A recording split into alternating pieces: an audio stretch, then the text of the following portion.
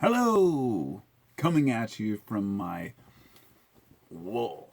A big piece of wool blanket cut into a poncho. Whoop. I got my crow on, and I've got my fish. Actually, it's a feather my son got me for Christmas. But on the back, it has a little bead, and if you turn it around, it looks like a fish. He didn't even notice that when he got it. And I thought, how could you not notice Carpo's carp? I didn't notice it either. And maybe that's just kind of human nature, not to notice. Not to notice the things that we shouldn't notice. We notice things that make us happy. We have to make an effort to focus on the negative. Let me back up for a minute here. There's a lot of anger and a lot of hatred, a lot of negativity out in the world. But how much is there really?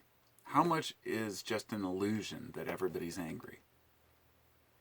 When you go out in your daily activities, you go to the grocery store, whatever it might be, are people really pissed off and fighting with one another?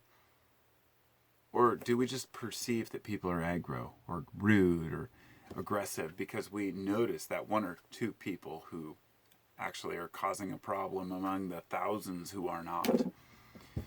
I don't buy into the fact that humans are naturally aggressive or humans are naturally frustrated, or the idea that we all need to protect ourselves from some sort of an angry enemy everywhere we go. Sure, there's a lot of criminals, there's a lot of robbers, violent people, rapists, murderers, you name it. That's not the point. The point being that we often turn against our neighbors. We turn against people who we don't even know. We turn against strangers just because they look different from us. And I know this is just a way overplayed and over-discussed topic. Hey, don't have xenophobia. Don't fear people you don't understand. But really, grow the fuck up. If a person has a certain color, or a person wears a certain type of clothes, and you judge them, that's natural. We're going to judge people. But if a person is dressed a certain way or looks a certain way, and you judge them, and then continue to follow through that judgment with some sort of an insult or a curse, or you can't overlook your own initial judgment to make a better assessment about that person and to say, hey, I don't know this person, they might be a phenomenal human being, then you're a bad human being. In other words, if we judge others according to who they look like to us, rather than their actions, then we're the bad people. And man, there are a lot of them. There are people out there who will judge others on their culture, on their race, on their religion, on the beliefs they don't even understand themselves. And is this anything new? No, this goes through history. We've always been this way. But really, it's not an excuse to judge others just because it's been that way. I've heard this excuse used so many times that, well, it's always been like this. I say, well, if it's always been like this, let's just club each other, I mean, we have reason to agree and to cooperate with one another. The reason and the purpose is to grow as a species, but also as individuals. We can't grow as individuals if we're not growing as a species. What does that mean? I have no fucking idea. I really don't. I don't know what it means to be a human, except for what I've learned from other humans and then what I feel in my heart, which I realize is because it's what I've learned from other humans.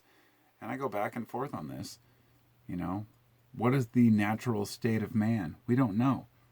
But damn it, we built something and we've got to work with it. It's like when you've already laid down the foundation for a new home and you may have not laid it out quite right. You just build what you got. You just do what you have. You can tear it down and rebuild it, but it's going to take a lot of time, a lot of effort. And humans aren't known for their foresight.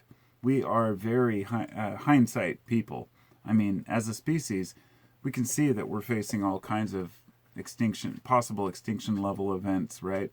We know that our electric grid is not reinforced in the U.S.